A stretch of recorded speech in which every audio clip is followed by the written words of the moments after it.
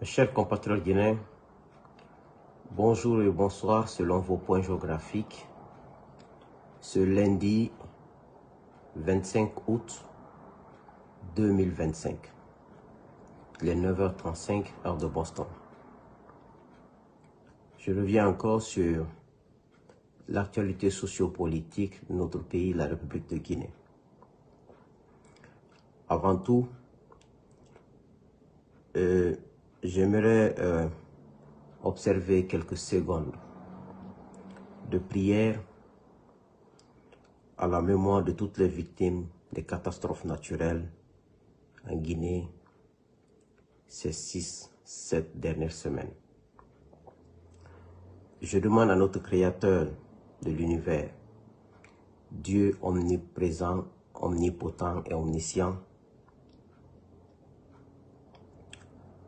de nous assister.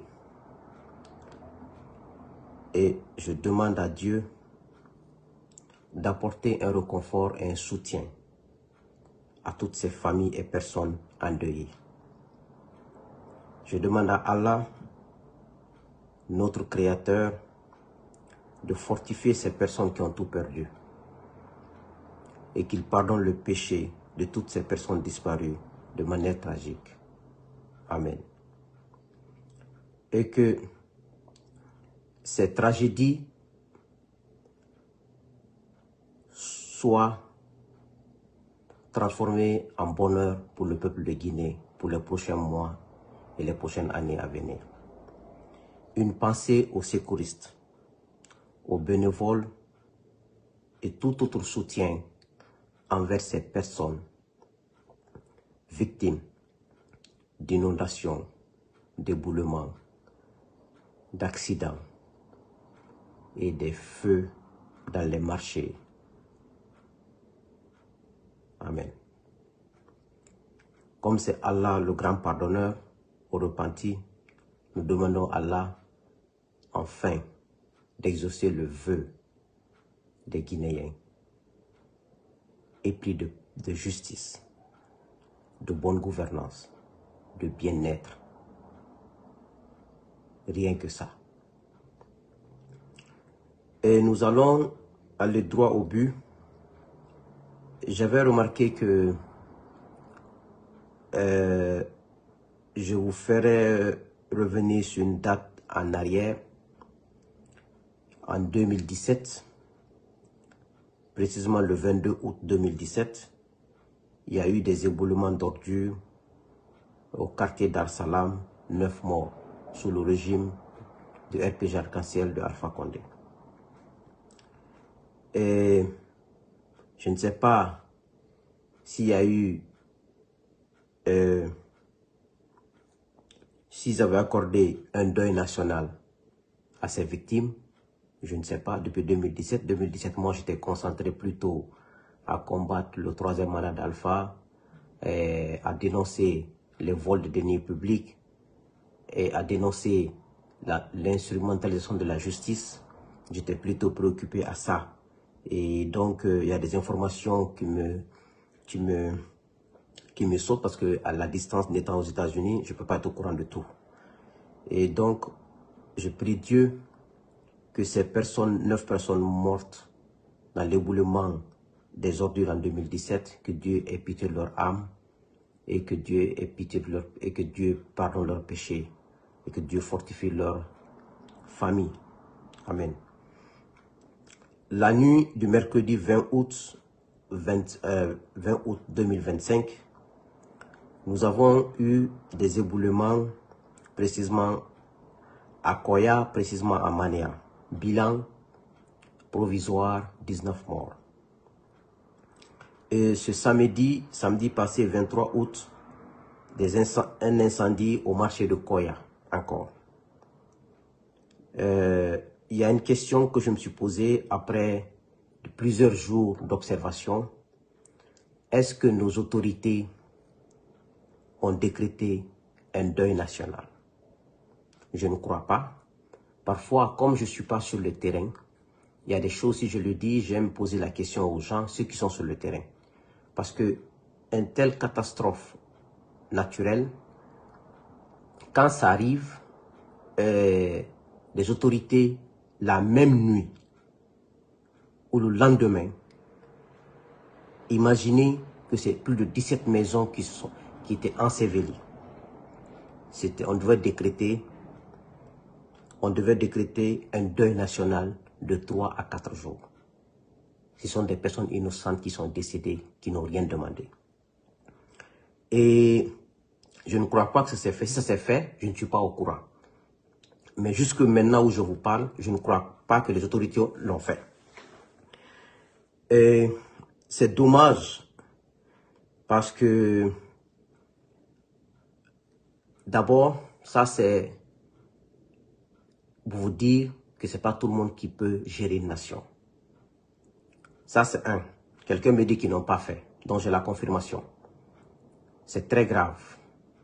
Les catastrophes naturelles, quand ça arrive dans ce genre, la première des choses, ce sont d'abord la prise de parole du premier chef de la République, qui est le président de la transition guinéenne.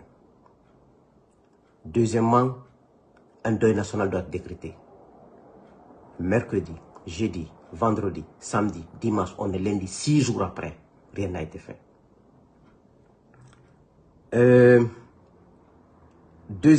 Troisième, le président, un président qui connaît les choses, un président qui est là pour gouverner dans le bon sens. Il devrait se déplacer en personne, aller sur les lieux du drame, constater. Mais il n'a pas fait ça. Quand il y a des inondations, il ne s'est pas déplacé non plus pour aller sur les lieux. Quand il y a eu aussi le drame de Zérékoré, dans le stade, il ne s'est pas déplacé. Parce que de tels drames, le premier responsable de la nation doit se déplacer. Pourquoi ça? Ça s'appelle de la communication institutionnelle. Ça permet aux familles des victimes, ça permet de savoir que celui qui est le premier responsable du pays est le premier à être là pour constater à vue d'œil les réalités. Consoler les gens, caresser les gens, rassurer les gens. Mais quand on vous parle, vous pensez, vous êtes là, vous n'avez pas d'arguments, vous êtes toujours avec vos arguments de 2017, 2015, c'est un frustré, c'est un négri, il n'a pas eu de poste, et vous pensez que tout le monde aspire à avoir des postes pour se prostituer. Donc, c'est pour vous dire combien de fois cette junte, elle est incompétente. Elle n'est pas venue pour gérer la Guinée, elle est venue pour se servir. La réalité est là, avec des constructions qu'ils ont fait depuis qu'ils sont là, avec les vols de deniers publics, avec la crise financière qui est due à leur comportement. Parce qu'aujourd'hui, quand tu vas dans leur bureau, dans le bureau de tous les ministres, tous les directeurs, les bureaux des personnels de la présidente, le président même, vous allez trouver des millions de dollars dans leur bureau et dans leur domicile. C'est eux qui ont créé la crise financière. Et la manière dont ils prennent l'argent à la banque centrale, à travers ce gouverneur-là, Karamo Kabala, il permet des retraits d'argent n'importe comment à la banque centrale. Donc, les banques primaires n'ont plus confiance à la banque centrale. Et la banque centrale n'a plus de liquidités. Et les liquidités sont gardées dans les maisons des ministres, des directeurs, des présidents, du président et des conseillers, même des illettrés qui sont à la présidence là-bas. Ils ont l'argent dans leur bureau. Les Bill Condé, là, le conseiller, il n'est pas conseiller, il est proche du président, un illettré. Il a construit une maison futuriste à Sangoya. Allez-y voir à Sangoya. Toutes ces personnes-là, il y a des illettrés là-bas qui ont de l'argent, ils ne savent même pas quoi faire avec l'argent public. Pour vous dire combien de fois c'est mal géré ce pays.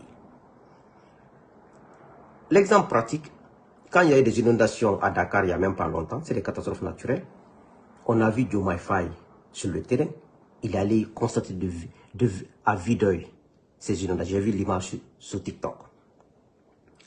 Lorsqu'on est chef, lorsqu'on est président, on est leader, on doit rassurer. On doit être un espoir. Parce que tout le regard est dirigé vers toi. Mais malheureusement chez nous, ceux qui viennent au pouvoir, ils viennent par accident. Et quand tu viens par accident au pouvoir, tu ne peux rien faire parce que tu es venu par accident, tu n'es même pas préparé pour ça. C'est pour cela qu'on dit que n'importe qui, n'importe ne peut pas gérer. C'est pour cela qu'on a instauré la démocratie. Pourquoi la démocratie? La démocratie permet que le peuple sache, Souleymane Condé qui parle devant vous là, il est capable de quoi? Quel est son passé? Les gens vont vérifier tout. Et ils vont choisir parmi les 10, 5, 2 candidats, le meilleur, celui qui les rassure. Celui qui a un passé propre. Mais quelqu'un prend les armes, il vient et tue des gens, il prend les revendications de l'opposition, il le dit pour la place publique, on le fait confiance. Et vite fait, comme c'est le temps qui est le meilleur juge, le temps nous permet de savoir qui il est. Combien de fois il est incompétent, combien de fois il est nul, et combien de fois il est dans les vices, et combien de fois il ne peut pas combattre la corruption, parce que lui-même il est corrompu. C'est le temps qui permet tout ça. La démocratie, l'avantage de la démocratie n'est rien d'autre. Elle permet à la population de faire la différence entre un imposteur, un escroc, un homme honnête, un homme compétent. C'est ça, hein? Ça n'a rien d'autre. Parce que tu viens d'en t'expliquer. Dans tes explications, les populations qui t'observent, même ceux qui ne sont pas à l'école, ils vont savoir, lui là c'est un faux type. C'est ça un peu l'avantage de la démocratie. Mais les gens pensent que la démocratie, non, c'est pour les blancs. Non. Même avec nos aïeux en Afrique, c'est pas n'importe qui devenait chef de village. Non. Les gens t'observent. Je parle le temps de nos aïeux, pas de nos grands-pères, mais nos aïeux même. Pour être chef de village, il faut être un homme clean. Pour être chef d'une ville, il faut être un homme exemplaire, en comportement, en respect de la parole donnée, en caractère, un homme juste. Parce que c'est facile, quand ils veulent saboter, quand ils n'ont pas d'argument, ah c'est pour les blancs, on n'est pas comme les blancs, on ne veut pas être comme les blancs. C'est facile de rejeter les choses sans argumenter. Même nos aïeux, c'est comme ça ils gouvernaient. N'importe qui ne peut pas devenir chef dans un village, dans une ville. Ce n'est pas possible. C'est pour cela que nos aïeux ont réussi à maintenir nos sociétés. Quelqu'un qui fume de la drogue, qui se saoule la gueule, ne peut pas être un chef à l'Antiquité. Tu ne peux pas. Il faut que tu sois quelqu'un d'abord qui a du caractère, qui a de la personnalité, qui respecte sa parole donnée. Mais quand tu parles, tu dis, c'est les blancs. Non, ce n'est pas les blancs. Hein? C'est les blancs qui ont mis la démocratie en valeur. Mais la démocratie existait dans nos sociétés. Parce que pourquoi? Parce que le chef est scruté. Tous tes comportements sont regardés. Même la manière dont tu t'occupes de tes femmes, c'est observé. Donc, ce qu'on doit savoir dans notre pays, aucune priorité ne vaut la vie humaine. Tout ce que nous faisons sur cette terre, construire des routes, des maisons, des aéroports, des voitures, c'est pour l'être humain. Donc tout projet qui ne peut pas être au service, qui ne peut pas améliorer le niveau de vie de l'être humain, ça ne sert à rien.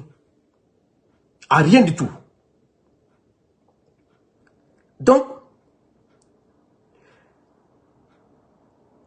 vous avez vu, dès qu'il y a eu des inondations, il y a eu l'éboulement et des inondations, et même le truc, c'est qui les intéresse. Ils ont sorti un décret, ils ont sorti ou un arrêté, suspendre 2 grands partis politiques. C'est ce qui les intéresse. Comment confisquer le pouvoir. Ils ont continué à mettre en œuvre leur stratégie de confiscation de pouvoir. Ce n'est pas de compatir aux douleurs des familles. Ça ne les intéresse pas. Ça ne les intéresse pas du tout. C'est faire des décrets, nommer des gens, sinon c'était des moments. Même la communication institutionnelle, même quand il y a des événements tragiques comme ça, même le ton, comment on doit s'exprimer, comment un chef doit parler à la population, comment le ton doit être, quels sont les mots à utiliser. Ces gens-là ne connaissent rien de tout ça.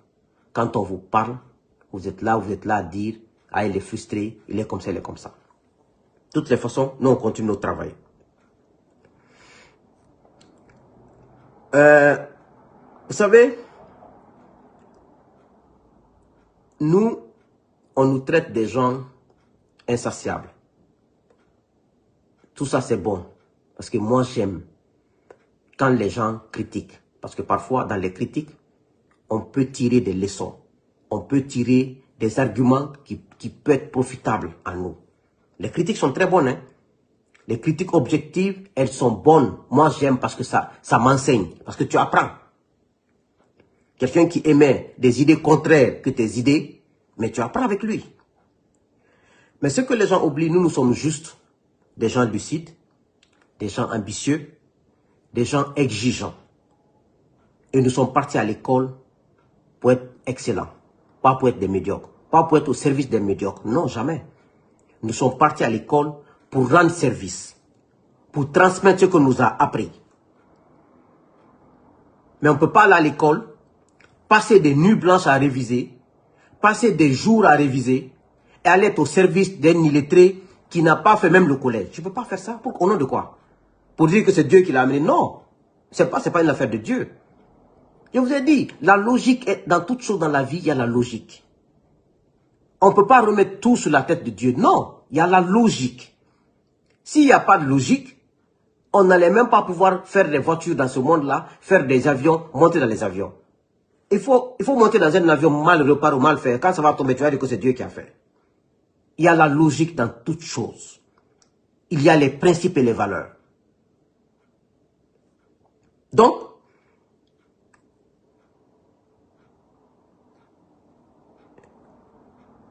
celui que nous gouvernons aujourd'hui, qui est venu par les armes en tuant plus de 400 militaires, et qui continue à tuer, et qui a mis Diané, Dr Diané, Kassori Fofana, Damaro, et Ibrahima Kourouma, Bill Gates, toutes ces personnes en prison, parce qu'ils se sont enrichis quand ils étaient au pouvoir.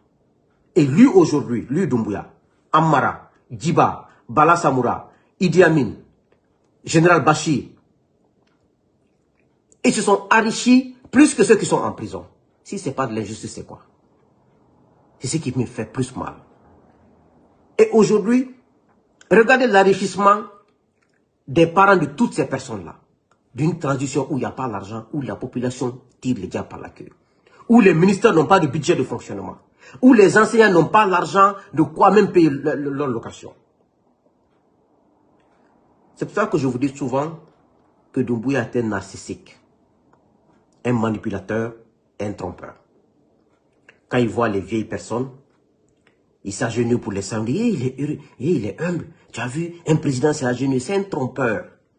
Moi, je n'ai pas besoin de voir un vieux de m'asseoir pour le... Non, j'ai besoin de te respecter dans mon cœur, dans mon âme et dans ma tête. Mais je n'ai pas besoin de m'agenouiller, te saluer. Il trompe les gens sur tous les plans.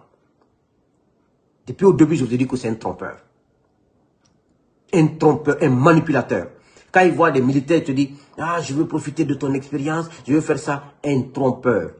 Et quand il est prêt, il te poignarde. Ça, c'est une personne à qui on peut faire confiance. Mais dans cette vie, l'homme encense celui qui lui ressemble. Toutes les personnes qui applaudissent Doumbouya, qui l'encensent, ils ont le même comportement que Doumbouya. Ils sont faux comme lui, ils sont trompeurs comme lui. Mais c'est parce que, vous savez, c'est ce qu'on avait au sein du FNDC en 2019.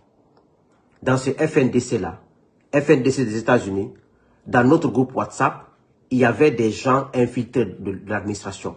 Toutes les réunions qu'on faisait, ils prenaient les captures, ils envoyaient les gens de la présidence. Tout ce qu'on disait dans nos réunions, il y a des gens à Washington qui appelaient la présidence là-bas, qui racontaient même ce que moi je disais. Un jour, on m'a remonté une information. Même les FNDC de Belgique, de partout, étaient infiltrés par des gens comme ça. Mais de toutes les façons, on a gagné. Notre objectif, c'était pas que le monsieur puisse s'éterniser au pouvoir et mourir au pouvoir. Il a quitté, quelle que soit la manière. Moi, je me dis que c'est une victoire pour nous. Donc, ceux qui l'encensent, ils ont le même comportement.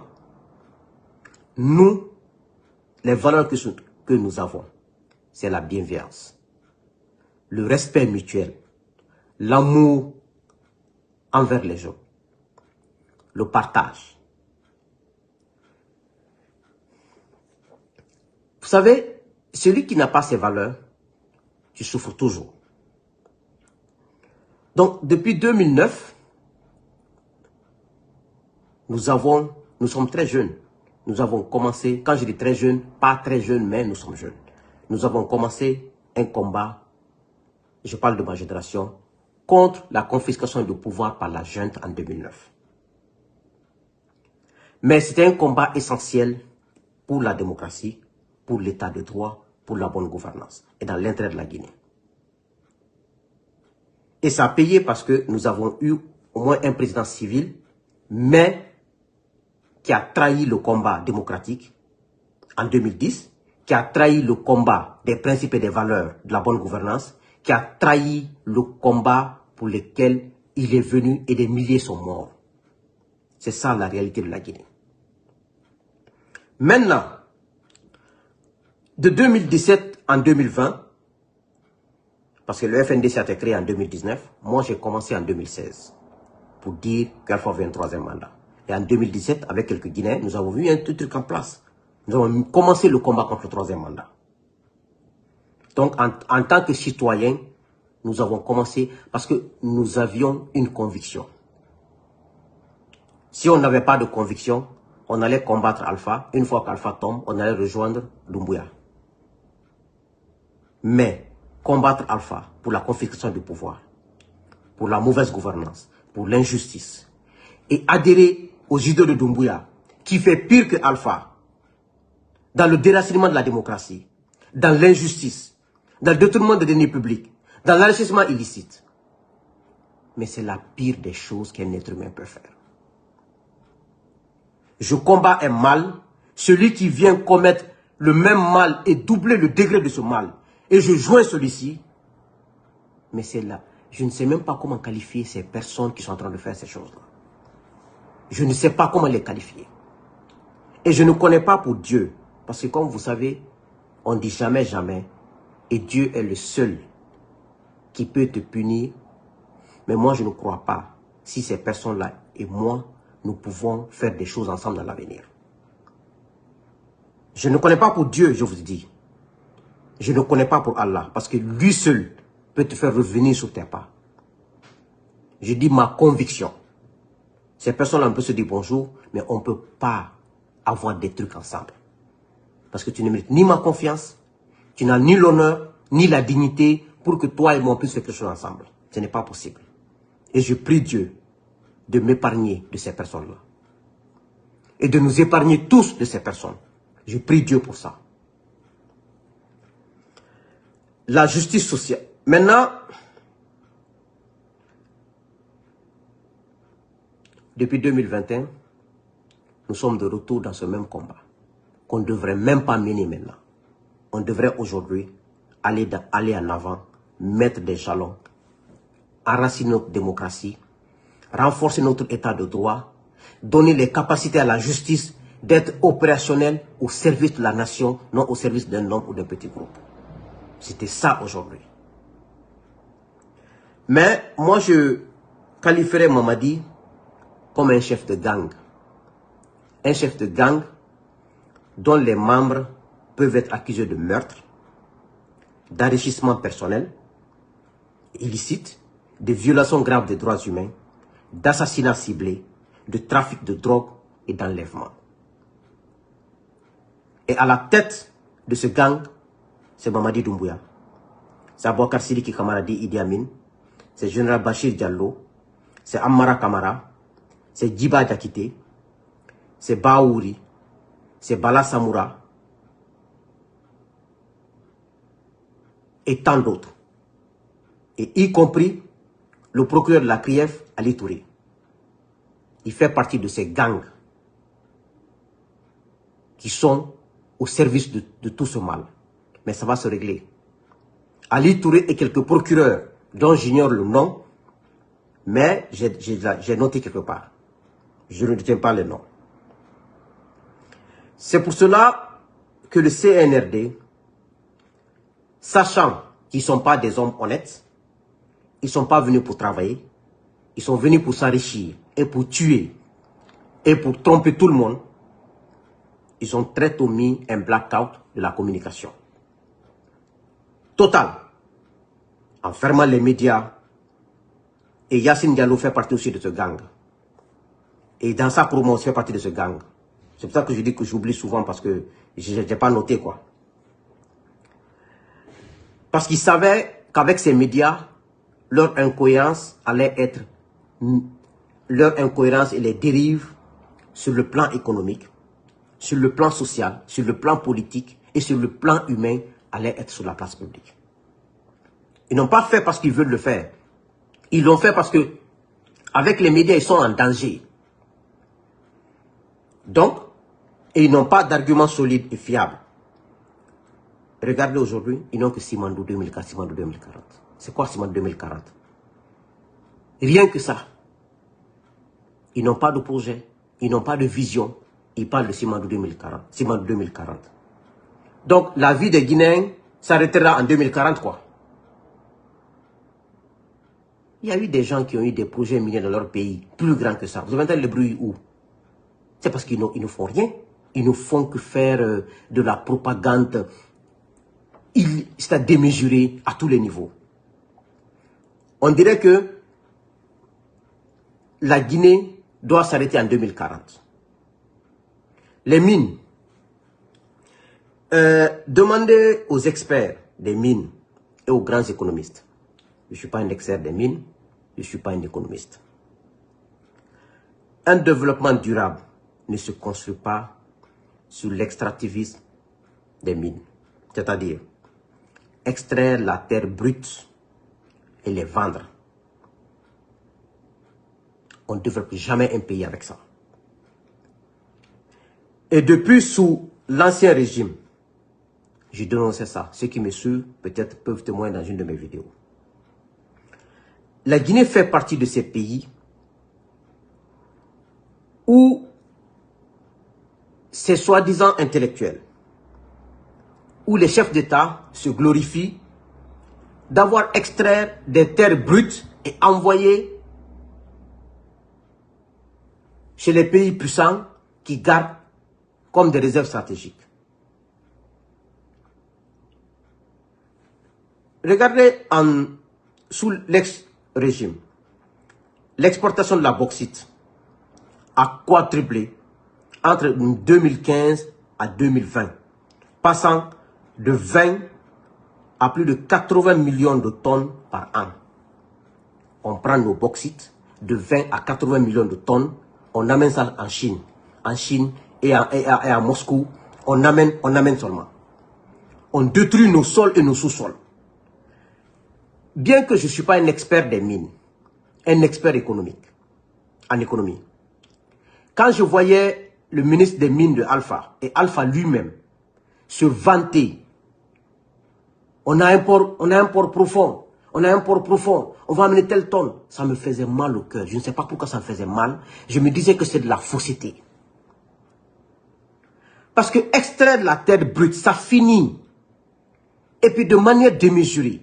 Tu peux vendre tes ressources. Mais tu les vends de façon modérée et tu contrôles.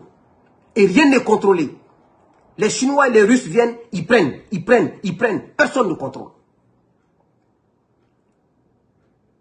Et si le premier régime de la Guinée avait exploité le mont Simandou, est-ce que nous, on allait trouver le mont Simandou là-bas? Et si le deuxième régime, le régime de Lassana Conté, avait exploité le mont Simandou pendant les 24 ans, est-ce qu'on allait trouver même le peu là-bas? Quand on gère une nation, on pense aux futures générations qui viendront après nous 50 ans après. Voici comment n'importe qui ne peut pas accéder à la magistrature suprême. Il y a des choses qu'on garde pour des futures générations. Mais par orgueil, par manque d'intelligence, par manque de stratégie, On veut tout dilapider parce que nous sommes au pouvoir. Et comme on est venu au pouvoir, par les armes, en tuant des innocentes personnes, des innocents militaires qui n'ont rien demandé, plus de 400. Qu'est-ce qu'on va dire aux enfants de ces gens-là?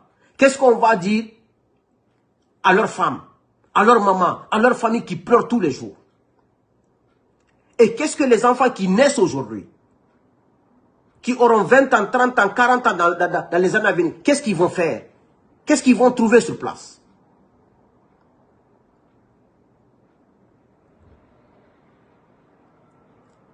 L'exploitation minière, j'ai toujours eu cette idée, je ne sais pas comment, en n'étant pas un expert, pour moi, les mines devaient être des valeurs ajoutées pour la Guinée, non des priorités pour le développement de la Guinée. Maintenant, eux, ils ont exploité ça. Plus de 80 millions de tonnes par an, de 2015 à 2020. Ça a apporté quoi à la Guinée? Dites-moi. Qu'est-ce que ça a apporté à la Guinée? Ça donne l'électricité à la Guinée 24 heures sur 24.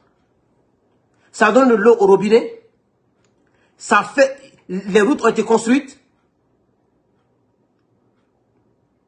Maintenant, regardez. La Guinée était le plus grand fournisseur de bauxite de la Chine, premier producteur mondial d'alumine. Maintenant, on va avancer. En 2023, là, les sociétés étrangères ont exploité plus de 120 millions de tonnes de bauxite. Plus de 120 millions de tonnes de bauxite. En 2024, plus de 140 millions de tonnes de bauxite. Et la ville de Boké est complètement détruite. En complicité avec les enfants de Boké. Avec les fils nés, grandis à Boké, les fils dignes de Boké, avec leur complicité.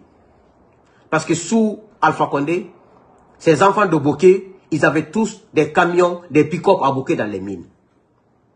Quelqu'un me confiait que quand tu vas à Boké, tu peux mettre, il y a des trous là-bas, tu peux mettre un camion remorque dedans, ça disparaît. Vous imaginez? Vous imaginez le dégât de ces trous sur l'écosystème de Boké? Vous imaginez ce que ça fait à l'environnement de Boké? Vous imaginez ce que ça peut créer comme maladie aux futures générations de Boké? Dans 20 ans, 30 ans, les enfants de Boké seront nés avec des séquelles, avec des maladies. Qu'est-ce qu'on va dire? Où on va trouver des ressources pour ça? Et les Chinois travaillent tellement mal dans les pays d'Afrique chez nous, ils s'en foutent de l'environnement, les camions ne font que rouler, le vent ne fait que prendre ses bauxites, tout Boké est devenu rouge. Avec tous ces millions de bauxites. Jamais une école de référence à Boké. Ni primaire, ni collège, ni lycée. Jamais un hôpital de référence à Boké. Jamais les routes de référence et des maisons sociales de référence à Boké. Pourquoi on se vante de vendre des terres brutes aux gens? Pourquoi on est fier de détruire notre nation? C'est ma question pour vous. Moi, j'appelle ça de l'autodestruction. On se détruit nous-mêmes. Toutes les zones minières sont détruites. Regardez Sigiri. Depuis combien d'années? Je ne connais pas sous la Première République, mais sous la Deuxième République, sous Lansana Conté, l'or quitte à Sigiri pour aller au Ghana. Jusque maintenant, l'or qui devait quitter Sigiri pour venir à la Banque centrale, évaluer, après partir là, on sera parti, mais ça quitte de Sigiri, ça va. Tous les enfants de Sigiri ont abandonné l'école. L'État n'existe pas dans ces lieux. Ils sont en train d'exploiter les mines qu'ils veulent de l'argent. Des enfants de 10 ans, 15 ans, 8 ans. Qu'est-ce qu'ils vont faire de l'argent? Pour vous dire que la nation guinéenne est en danger. Mais quand on vous dit, vous pensez que nous sommes en train de critiquer. Ce n'est pas des critiques. On alerte.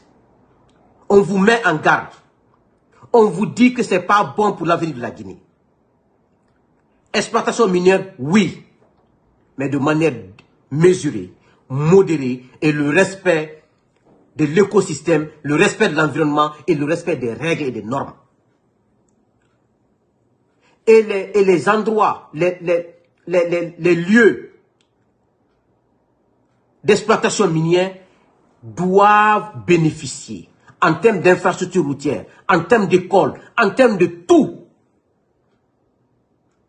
Mais des mauvais gouvernants s'asseyent à Conakry. Ils prennent tout l'argent, ils mettent dans leur poche, ils transfèrent dans les comptes ailleurs. Je demande à Dieu, tout Guinéen qui profite de ça, que Dieu te maudisse et que Dieu ne fasse pas que ni toi, ni ta famille, ni ta progéniture puissent profiter de cet argent. Amen. Déjà, ceux qui ont volé pendant plus de 10 ans sont en prison déjà. D'autres sont en prison, d'autres sont en exil. Vous n'allez jamais profiter de ça. Vous n'avez pas de cœur, vous les dirigeants. Vous n'avez pas de cœur, vous ne faites que mentir à la population.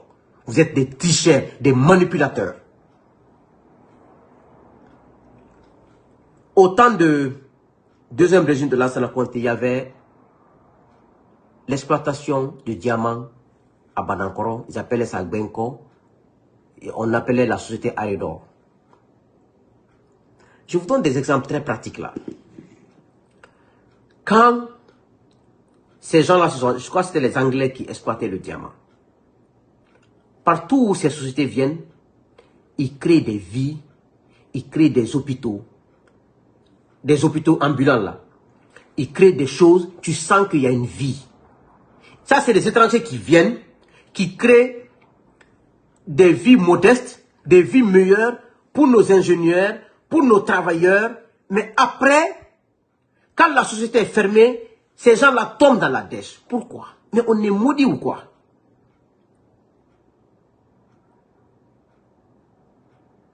Regardez, quand, sous la Première République, quand il y a eu l'usine de Fria à Fria, une ville était là, ils ont mis des hôpitaux en place, comme ça. Une ville était là. Regardez, même le niveau d'études. Les enfants qui étaient nés à Kamsa Fria, qui avaient grandi là-bas, ils avaient un niveau meilleur que ceux de Conakry, bien formés, bien émancipés. On sentait ça en eux. Et ça, c'est des Blancs qui viennent faire ça chez vous, dans vos trucs. Et nous avons quelle capacité? Pourquoi on n'a pas les capacités de reproduire ces choses-là?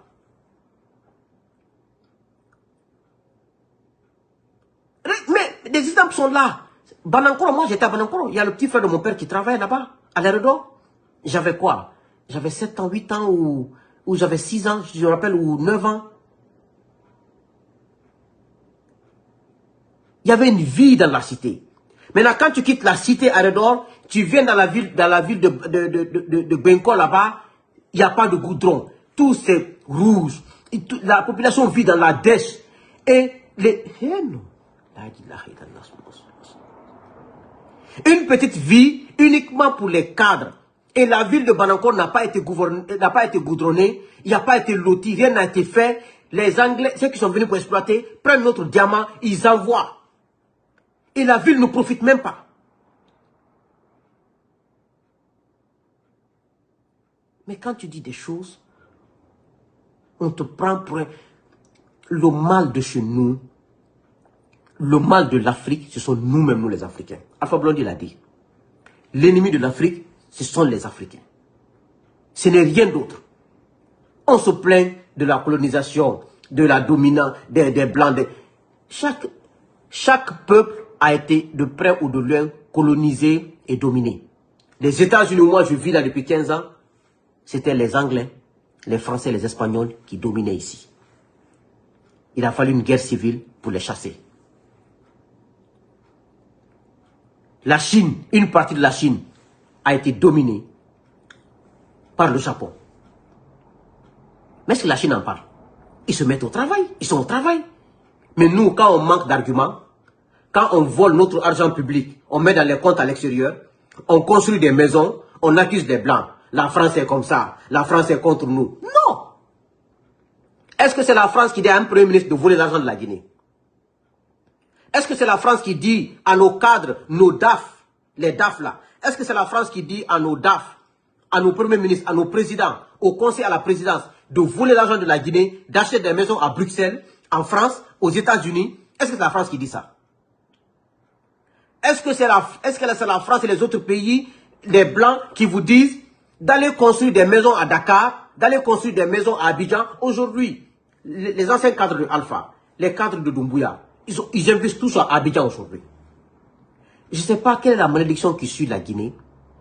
Tu ne verras jamais un cadre sénégalais voler l'argent du Sénégal venir construire en Guinée. Tu ne verras jamais un cadre ivoirien voler l'argent de la Côte d'Ivoire venir investir en Guinée. C'est les cadres guinéens qui volent, construire, acheter des maisons au Maroc.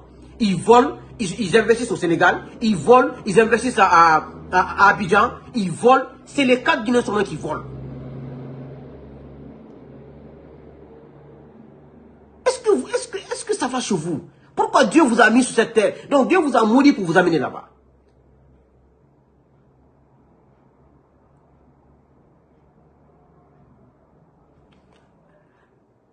Au lieu d'être pragmatique, moi c'est pour ça que je dis que moi je suis dans le pragmatisme. Je ne suis pas dans les théories là. Qu'est-ce que je peux faire pour changer maintenant là, ça là? Si je ne peux pas, qu'est-ce que je peux faire comme alternative pour faire autre chose? Au lieu d'investir massivement dans l'éducation, dans l'agriculture, créer des entreprises de services, posséder une capacité énergétique, afin d'aller vers l'industrialisation, ou moins. Mais tu es en Guinée que tu vois, un illettré à la présidence, à côté du président, est millionnaire en dollars.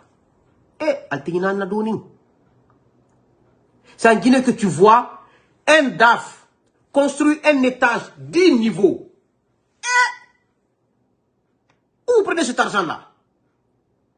C'est en Guinée que tu vois chez un ministre, il a plus de 5 à 6 4x4 dans sa cour qui coûte au moins 40 000 $.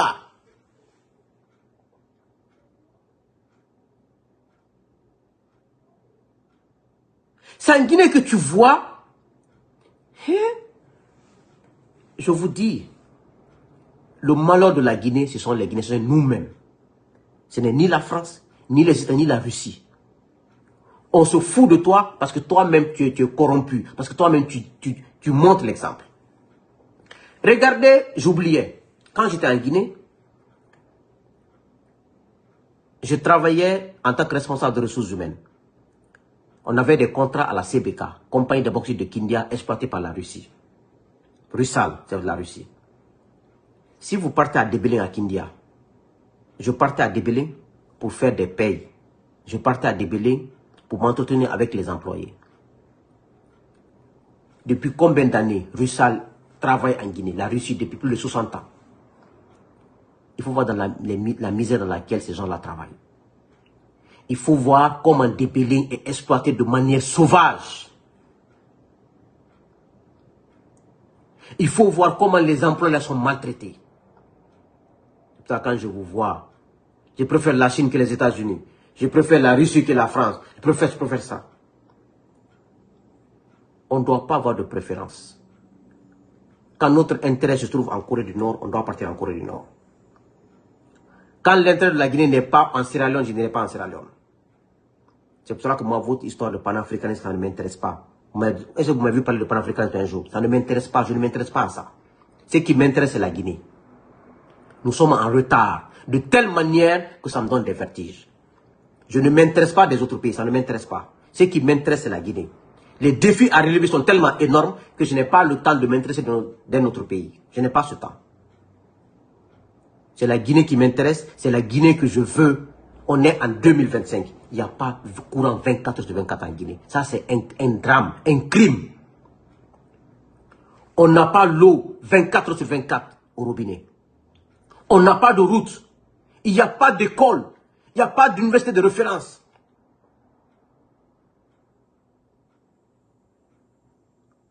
Pour moi, c'est un crime.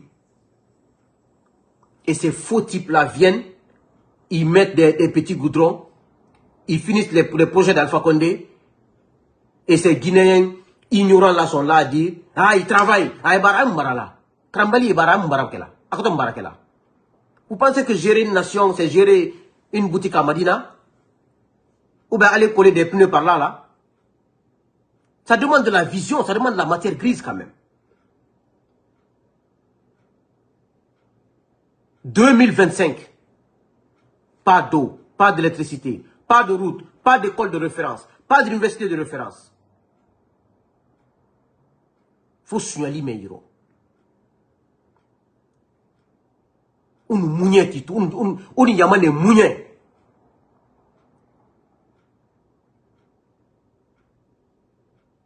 C'est la Guinée mouillée fait, il me profite mara, vous n'allez pas profiter. Vous êtes là à dire, c'est de la propagande, on va mettre l'industrie. D'abord, c'est pour ça que je dis qu'il faut investir massivement. Massivement dans l'éducation et dans l'agriculture. Parce que, même pour creuser des trous, transporter l'eau jusqu'au dans les foyers, il faut de la compétence. Pour entretenir les tuyaux, entretenir les maisons, l'électricité dans les maisons, il faut de la compétence. C'est pour ça que la dernière fois, je vous ai dit, je me suis adressé à la jeunesse guinéenne, qu'il faut travailler à l'école. Il faut se former. Le développement dont moi j'aspire, dont nous tous nous aspirons là, sans la compétence, ce n'est pas possible. Il ne faut même pas rêver. Si vous pensez s'asseoir derrière les téléphones ou aller faire... Ce n'est pas possible. Même pour entretenir les routes, pour nettoyer une ville, il faut de la matière grise. Il faut de la formation. Je vous dis, le développement exige le travail. Même pour nettoyer les immeubles, les vitres, nettoyer les vitres, il faut de la matière grise. Le fainéantisme ne développe pas une nation. La propagande ne développe pas une nation. Le mensonge ne développe pas une nation.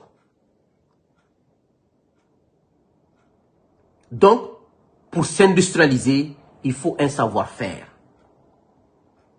Et le savoir-faire ne s'apprend que sur les bancs. Pour être un bon plombier, il faut un savoir-faire. Pour être un bon menuisier, transformer les choses, il faut un savoir-faire. Si on ne possède pas de savoir-faire, on ne se développera jamais. Et même si quand ça arrivera, on sera obligé d'appeler les autres de venir travailler pour nous. Parce que tu ne connais pas. Quand tu ne connais pas, tu ne connais pas. Hein? On n'invente pas le savoir. Hein?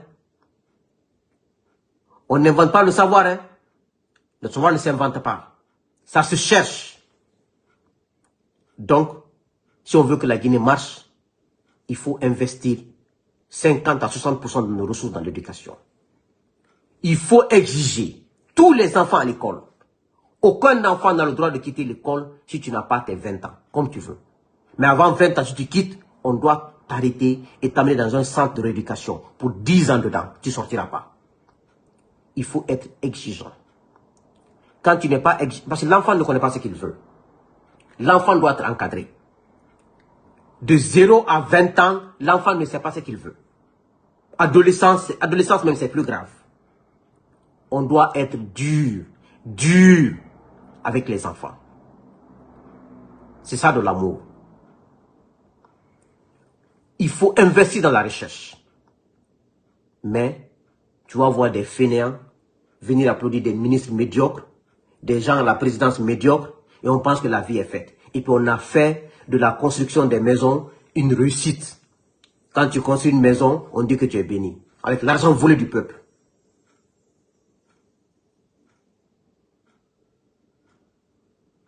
Quand tu voles l'argent, tu achètes des voitures pour ta femme, on dit que tu as réussi. Réussir quoi?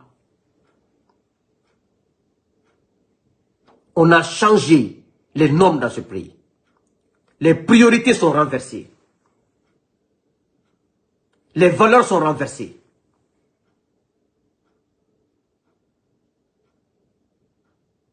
Vous voulez vendre l'image de la Guinée.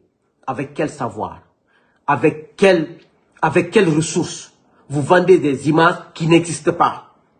Vous mettez des peintures sur des lieux, des petits goudrons, les faux types viennent filmer ça, vous donnez de l'argent à ceci-là. Est-ce qu'on a besoin de vendre son image quand on n'est pas réel?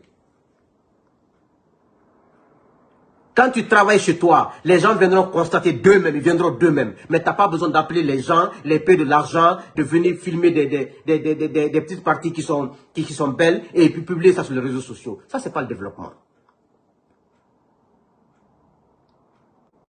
Investir dans la technologie et la recherche. Mais on ne fait rien de tout ça. Des faux types sont là à faire que de la fausse communication, à amadouer les populations. Et nous qui sommes là à éclairer, ils sont là à dire que nous sommes insatiables, nous sommes insatisfaits, nous voulons tout, nous pensons qu'on nous donne la Guinée plus que... Non, tout ce que moi je dis là est vérifiable. Je ne prétends aimer la Guinée plus que n'importe qui, non. Je ne prétends pas être l'homme patriote plus que n'importe qui, non. Que Dieu m'en garde. Ce que je constate et ce que je dis. Et je dis ce que je pense selon ma petite expérience. Selon mon petit niveau. Maintenant, si je fais des erreurs, d'autres vont me rectifier. Et puis j'apprends. Je continue ma vie. On est en 2025. Des enfants. La dernière fois, j'étais allé à l'école de mon enfant. Mon enfant, il a quel âge? Il a 6 ans. Ils étaient assis. 6 à 7 enfants. Ils avaient des ordinateurs. Ils ont rédigé des choses qui n'étaient même pas lisibles sur leur papier, mais recopiées sur l'ordinateur. Un enfant guinéen ne touche l'ordinateur peut-être qu'au lycée ou à l'université, et c'est quand quelqu'un ait pitié, un de ses parents, ou un truc comme ça. Avec toutes les richesses que nous avons. Si ce n'est pas du vol, comment on va faire? Un président qui est assis là-bas, qui ne comprend rien, même le problème la dernière fois qui était entre l'impôt et le ministère du budget, si c'est des 14 milliards ou quoi, c'est de l'argent, selon les travailleurs de l'impôt, qui sont impartiaux dans ce dossier, c'est de l'argent détourné par le ministre du budget et les conseillers du ministère du budget et les cadres du ministère du budget. C'était des primes qu'on devait donner aux travailleurs des impôts. Et ce qui a été détourné par eux. Un président qui n'est pas... Mamadi ne peut pas. Ce n'est pas de la haine. Ce n'est pas de la jalousie. Il y a des choses qui se passent dans ce pays. Mamadi ne peut pas. Il ne peut pas. Il ne peut pas. Même s'il a la volonté, il ne peut pas. Donc, aujourd'hui, regardez, depuis 2015, il y a des entreprises chinoises qui sont venues s'installer ou des Chinois qui sont emparés des terres de la Guinée. Ils sont en train de faire l'agriculture en Guinée. Ce n'est pas acceptable. Combien de jeunes sont en Guinée aujourd'hui qui ne foutent rien, qui sortent de l'université, qu'on peut organiser en coopérative pour faire de l'agriculture le pilier de la Guinée. Les terres guinéennes sont les meilleures terres au monde, si je peux me le permettre. Mais tout est concentré à Conakry. Les gens ne foutent rien. 30 ans, 40 ans, assis sur son papa, sur sa maman. Il n'y a pas de sous-métier. On doit se mettre au travail. On doit organiser ces mines-là, mettre des rigueurs, fermer ces mines et investir dans l'agriculture. Tout le monde à l'intérieur du pays construit notre intérieur du pays. La vie même est mieux à l'intérieur du pays qu'à Conakry. Mais l'État a concentré tout à Conakry. Tout à Conakry.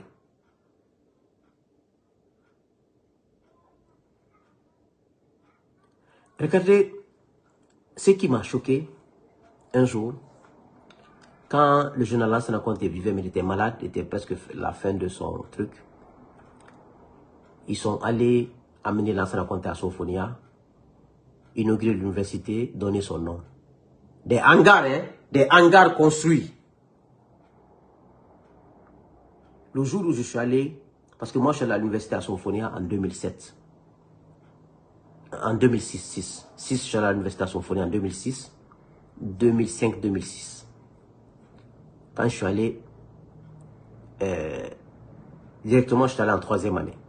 Parce que j'ai fait le test, j'ai eu le test et le test correspondait à la 3e année. Quand je me suis assis dans les classes, là, ce jour-là, j'avais 26 ans. Je dis, c'est ça, ces cadres-là ont amené Conté ici pour dire qu'ils ont donné le nom de l'université là à Conté. Ces hangars-là, ils n'ont pas perdu tout l'argent qu'ils sont en train de voler. ils n'ont pas pu mettre des buildings de qualité pour donner ça le nom là au général Lansana Conté. Je crois que quand il était malade, il était obligé d'accepter comme ça. Parce que lui-même, il était un président, il n'est pas bête. Il a vu que c'était des hangars. Sinon, l'université de Sonfonia a un emplacement tellement merveilleux. Il construit des hangars, il vole l'argent public, il donne ça au nom.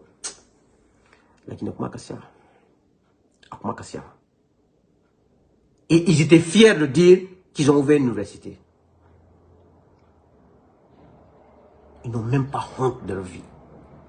Maintenant, ils prennent leurs enfants, ils envoient au Maroc, ils envoient au Sénégal, ils envoient aux États-Unis, au Canada en train d'étudier avec l'argent public et ils font des taudis pour les enfants des pauvres comme nous.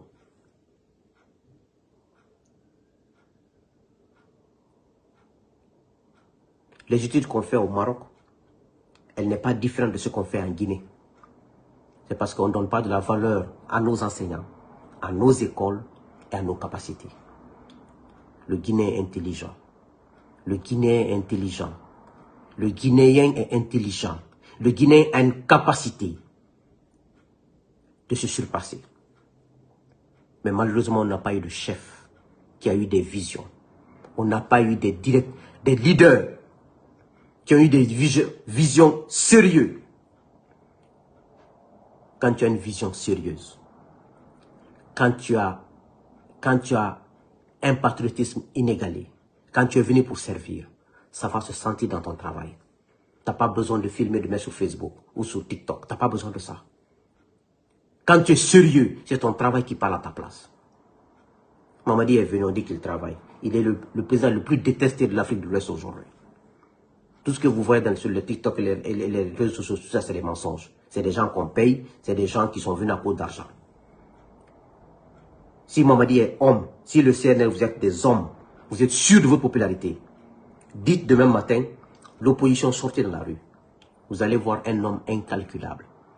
On ne dépensera pas un franc. Il y aura 2 millions dans la ville de Conakry qui sortiront. Et vous, pour mobiliser 200 personnes, il faut donner l'argent. C'est la différence entre la sincérité et l'honnêteté. La sincérité et la malhonnêteté. C'est la différence entre l'amour sincère et l'amour forcé. Toutes les personnes qui vous supportent, c'est de l'amour forcé, c'est à cause du matériel.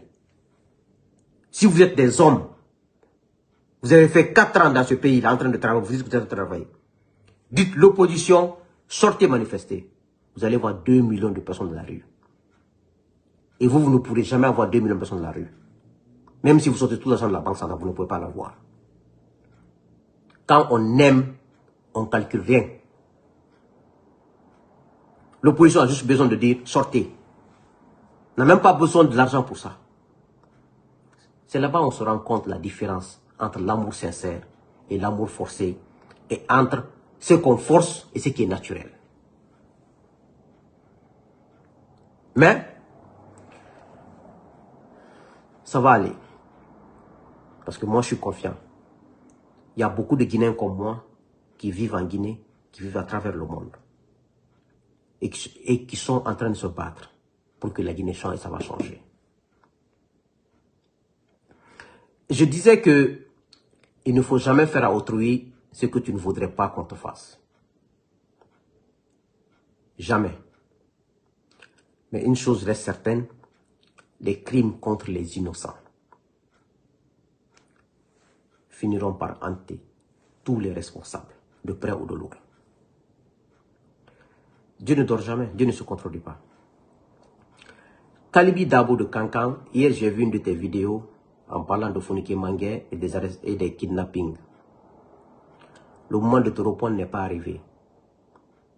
Le moment de te répondre viendra.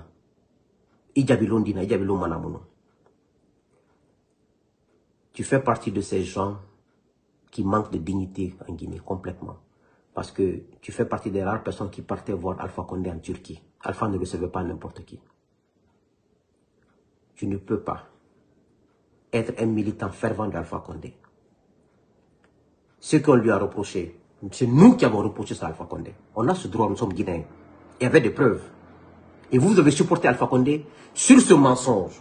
sur ces mauvaises gouvernances, et quelqu'un qui vient le renverser, qui dit qu'il est venu réparer cette mauvaise gouvernance, qu'il est venu pour faire mieux qu'Alpha Condé, lui fait pire qu'Alpha Condé, et vous supportez celui-ci, vous ne méritez rien dans ce pays. Rien du tout. Je m'adresse aux militants et sympathisants qui ont quitté le RPG Arc-en-Ciel, qui ont quitté Alpha et qui ont rejoint les militaires là.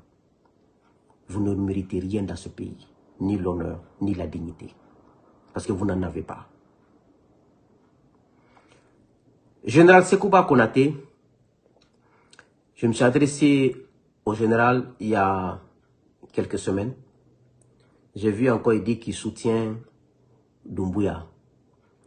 Vous savez, moi en général, je le connaissais par les télévisions. Lui, il ne me connaissait pas.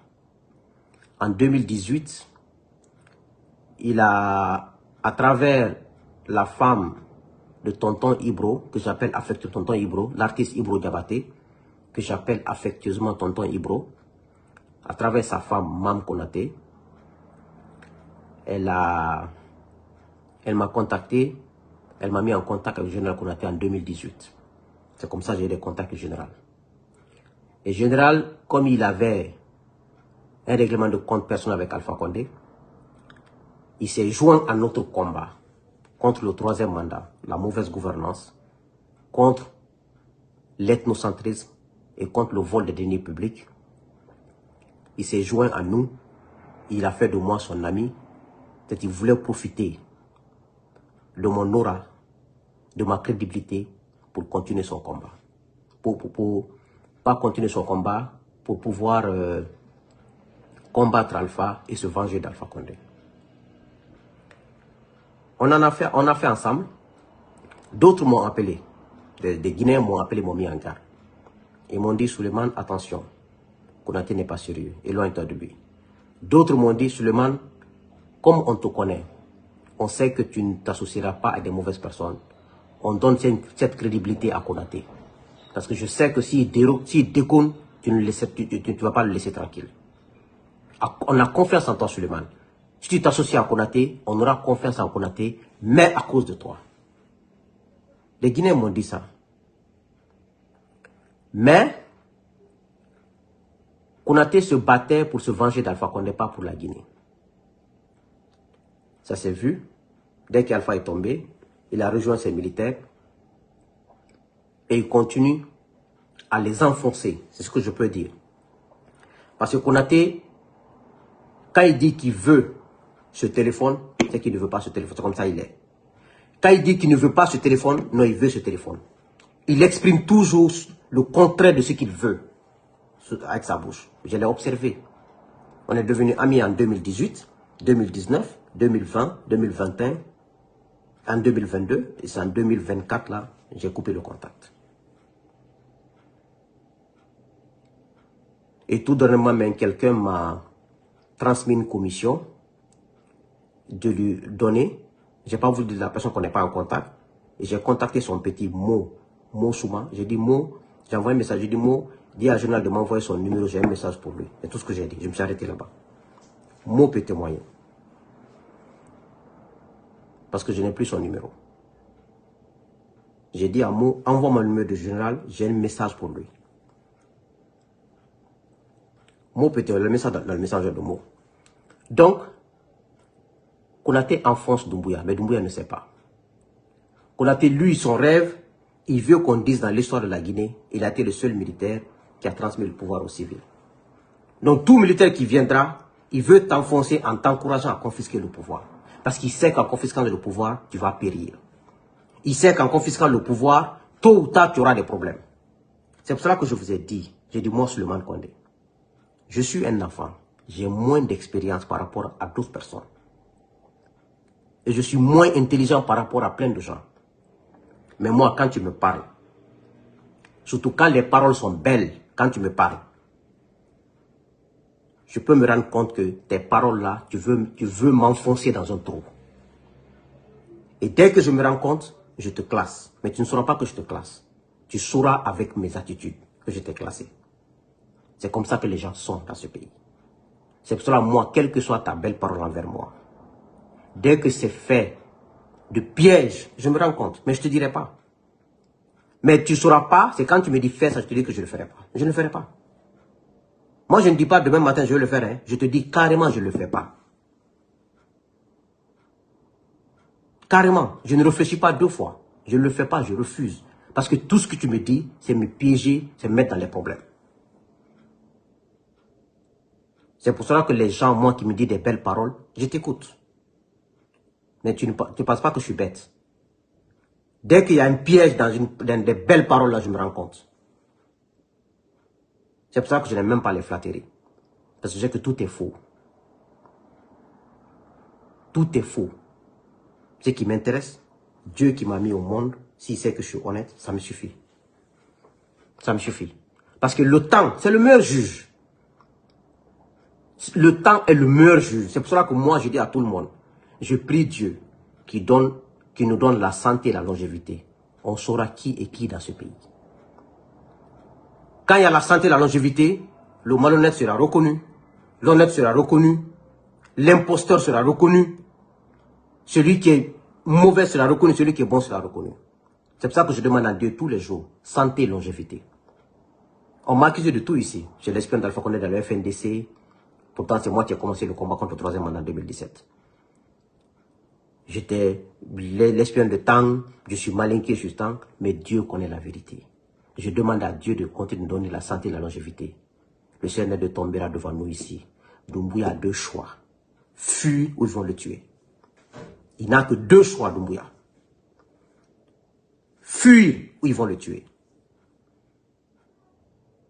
Et tout ce qu'il a construit sera dans le patrimoine public de l'État. Ses enfants ne profiteront pas. Jamais. Je demande à Dieu la santé et la longévité. À tous, hein, sans exception. Ça se fera devant nous ici. Donc, la politique identitaire doit cesser dans notre pays. Nous qui faisons aujourd'hui la conscientisation, le réveil et la moralisation des gens vers le droit, ce qui est bien. Mais sachez une chose, ça attire la jalousie, ça attire la méchanceté. Mais soyez vous-même, soyez juste. Parce que nous sommes des êtres passagers sur cette terre. Il ne faut jamais haïr ton prochain. Il ne faut jamais sauter du malheur pour ton... Et dire aux gens, non, ça là, c'est pas bon, je dois le manger seul. Il faut partager le bonheur. Quand tu gardes toi seul le bonheur, qu'est-ce que ça va te rapporter? Tu meurs demain matin, on va te mettre dans un trou. Qu'est-ce que tu auras laissé derrière toi? Qu'est-ce que tu auras laissé derrière toi? Un être humain qui ne partage pas le bonheur, qui ne respecte pas les autres, qui n'est pas juste et honnête. Ça ne sert à rien de s'associer avec lui. Les gens disent souvent, ah, en politique, tu as besoin de voleurs, tu as besoin de menteurs, tu as besoin de malhonnêtes, tu as besoin de ça, c'est votre problème. Moi, ça ne m'intéresse pas. Ça ne m'intéresse pas. S'il vole, c'est son problème. Et moi, je reste droit. Si c'est le chemin là qui va m'empêcher d'être président, il n'y a aucun problème. Est-ce que c'est forcé que je sois président? C'est pas forcé. C'est pas forcé. La vie ne s'arrête pas là-bas. Moi, j'ai d'autres priorités que ça. Mais je resterai droit dans mes bottes. Par la grâce de Dieu. Droit dans mes bottes. Et je n'accepte et je ne m'associerai jamais à l'injustice. À la mauvaise gouvernance. À la manipulation contre les autres.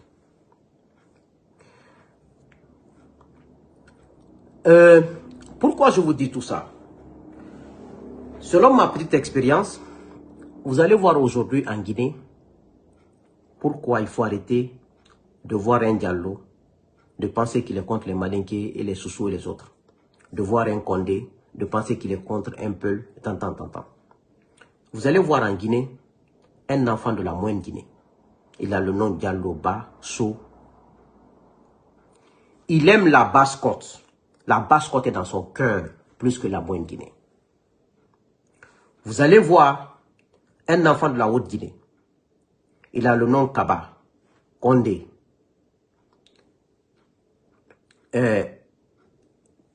Doumbouya et autres.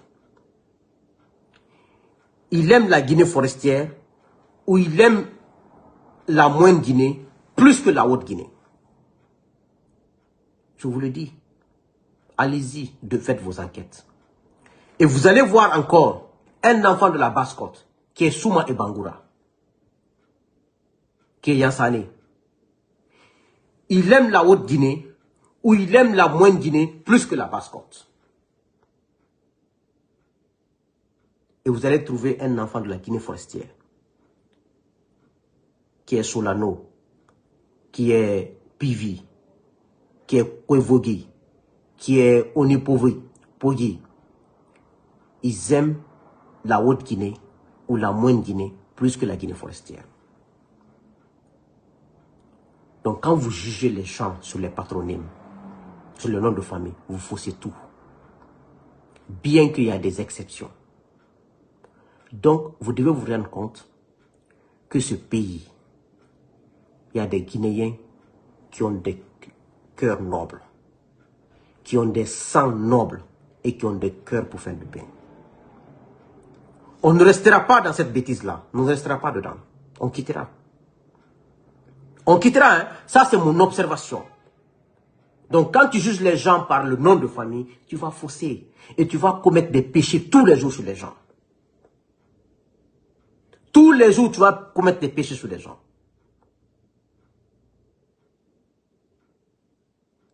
Donc, considérons-nous comme des êtres humains qui sont là pour un temps peu sur cette terre. Regardez le président, Sékou Touré a régné 26 ans, il est où? Il a disparu depuis 40 ans. Conté a régné 24 ans, il a disparu, il est où? Alpha a régné 10 ans, il est où? Dadis et Sekouba, ils sont où? Nous sommes que passagers. La seule chose qui peut nous sauver en Guinée, c'est le respect de la loi. C'est le respect des valeurs démocratiques. C'est le respect envers les autres. C'est partager le bonheur. Tu ne sais pas si tu vas mourir demain ou après-demain. Pourquoi ne pas être sérieux? Partager le bonheur. Rendre des Guinéens heureux et pour qu'on puisse s'en sortir ensemble. Et qu'on puisse préparer l'avenir pour les prochaines générations. Vous êtes là seulement à vous accaparer des biens publics. Alimo fintako dom, alta dom, aldenta dom. Kajamana wurita kalamara buna. Kajamana wurita kalamara la biro kono. Kajamana wurita kato bon sana la fangare. Okoto munyalal mabu. Ay munyalal mabu. Hali memba dalama aldol blakasul aldol foi. Ali arabaden soumandi. Arabaden ye dou kané pour un moment donné. Même quand tu fais 70 ans sur cette terre, à partir de 70 ans, mais tu ne peux plus manger correctement. Tu ne peux plus t'habiller correctement. Tu ne peux plus dormir correctement. Alors pourquoi on va se quereller pour des trucs inutiles? Je sais que vous allez dire, ah, seulement tu es un kalama. Ah, il ne connaît pas. Oui, il ne un kalama. Mais là, il a fait même quoi. Il fait un coton mondial allemand. Ben, Alina, moi, il a fait un coton. Ben, Alina, place là, moi, il a fait un yini. Aka munyalma. Aka munyal denma. Alte fou le fou wuya. Sunyali, mon fa, mon tonyo, o munyalalma. Adal nasi adal konasi. Follow mol, an bembal. Uri tintalbu, sain tintalbu. Mais horo literally. Al kumakan. Al balunda nyal di kobe kinye. Uli kake braka dunal koro hante braka weyano. Mais an ni mana la, ni wuya fote, ni sunyalite, ni kaninte, li mo musul ko, ali wuya fola, ali tola la mola, ali mo la wuya kan. Jamana wotomini. Fansisi. Bougez pas tal koro. Tant qu'il y a les tonneaux au cas. Vous savez comment la transition patauge? La transition patauge. Parce que vous êtes malhonnête. Si vous étiez honnête, moi je l'être aujourd'hui en Guinée, en train de vous aider. Et moi je n'aide pas la malhonnêteté. Je peux pas. Je peux pas. La vérité finit toujours par se savoir. Maintenant, regardez aujourd'hui. Nous ne sommes pas dans un combat politique aujourd'hui. Hein. Je vous le dis clair. Nous ne sommes pas dans un combat politique. Nous sommes dans un combat de dignité. Ce que le CNL est en train de vous faire, ce n'est pas un combat politique, c'est un combat de dignité. Ante combat politique, l'otende. Horoya combat liro. Ani Djomaya kele, agnole late. C'est pour cela que je vous ai dit, CNRD, nous, ce n'est pas de la politique. Ils veulent nous détruire. Tous, c'est nous qui avons fait le combat. Donc notre objectif, c'est de les détruire. Ceux qui veulent les caresser, c'est votre problème. Mona girina politique giremara de politique giremara. Yomaya girinara. Donc là yomaya girinara naki. Dumbuya na amri tanam faka mamuta mbalu, we muta faka tambalu. Yomaya girina politique giremara de. Parce que politique giré, odena masaram, wargima masara, ou moi placé. Mais on a des gens qui yomaya girinara. Donc yomaya giré, ini n'enfi makanima.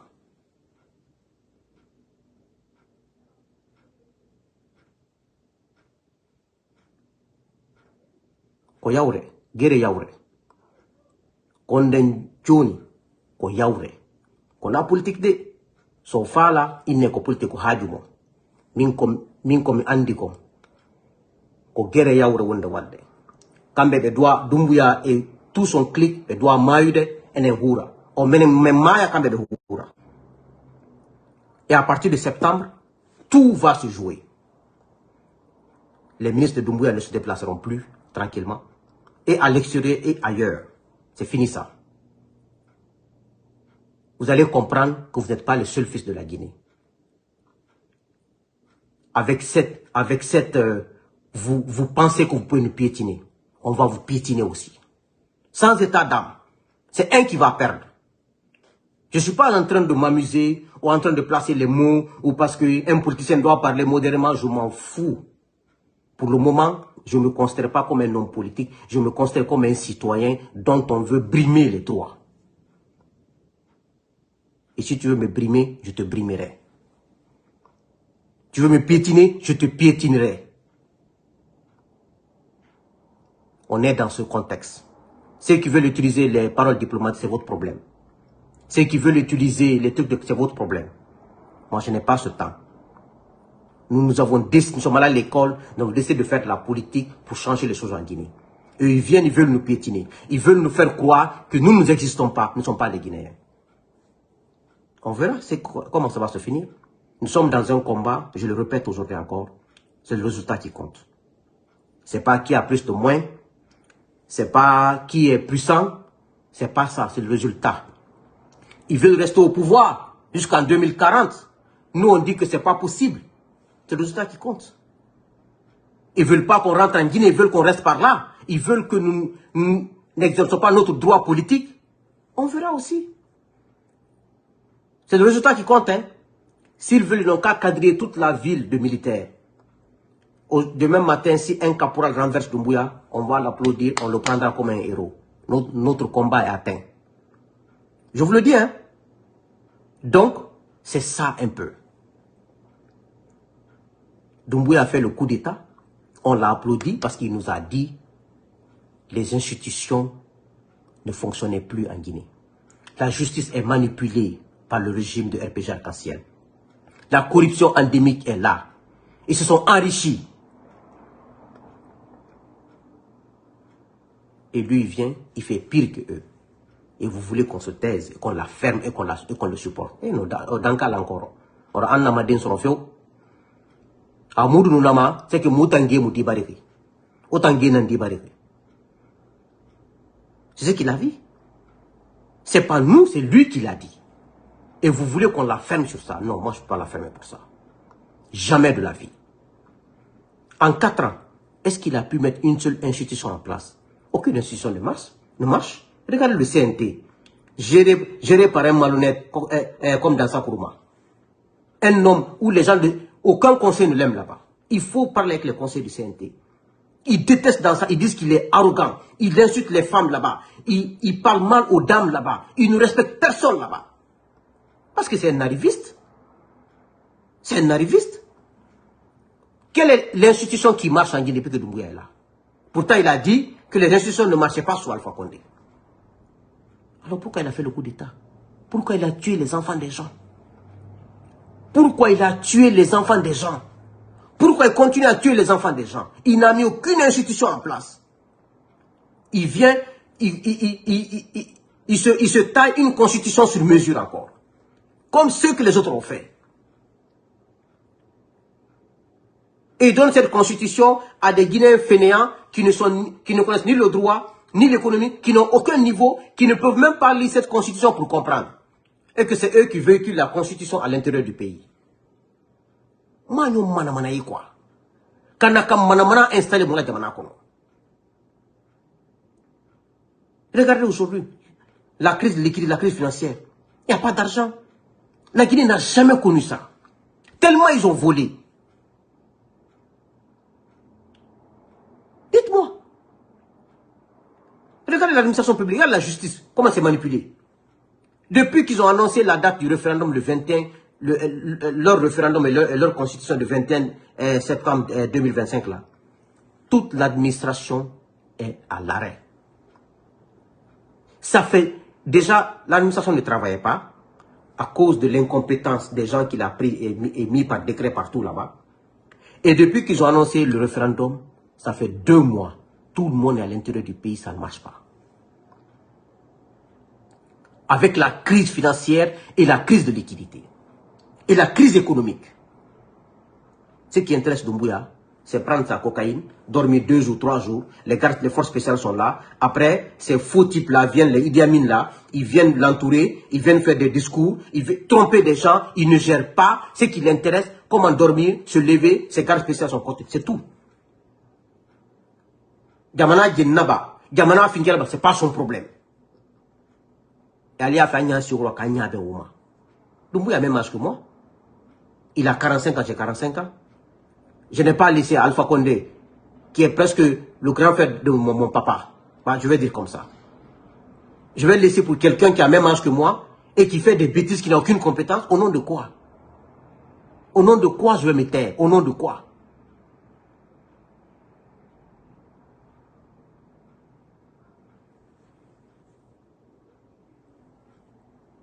Regardez comment la justice est manipulée. Regardez. Ali Touré. Il a fait la CRIEF un instrument politique. Mais les magistrats, vous ne vous rendez pas compte combien de fois vous faites mal à cette nation. Vous faites très mal à la Guinée. Et à cause de vous, les magistrats, le développement durable n'est pas pour demain en Guinée. Parce que vos actes hypothèquent cette nation. Vos actes compromettent l'avenir de cette nation. Soyez des magistrats courageux, au service du droit, au service de la droiture, au service de la vérité, de l'honneur. Moi, vous êtes tous au service d'un jeune qui a le même âge que vos enfants. Vous n'avez même pas honte. Qui a le même âge que vos enfants. D'autres, vous avez le même âge que Doumbouya. Ils vous manipulent dans le mauvais sens. Alte Maliadouni. Almalon, que ça compromet à la nation. Almalon, que ça nuit à la nation.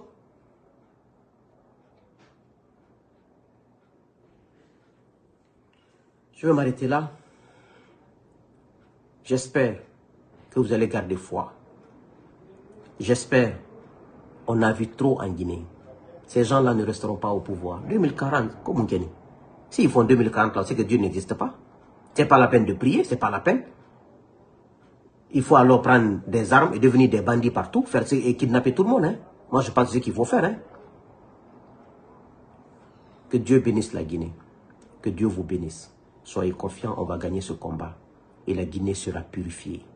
Notre nation ne sera pas la dernière nation en Afrique de l'Ouest. Jamais. La Guinée sera l'une des nations phares. Parce que ces enfants qui méritent d'être à la tête seront à la tête à la prochaine transition. J'ai confiance à la nouvelle transition, à sa venue, comme j'ai confiance à ma mort. Donc, c'est pour vous dire combien de fois je suis sûr de ce que je dis. Je n'ai pas de doute. Doumbouya tombera. Quelle que soit la manière, ça sera notre victoire. Je vous remercie.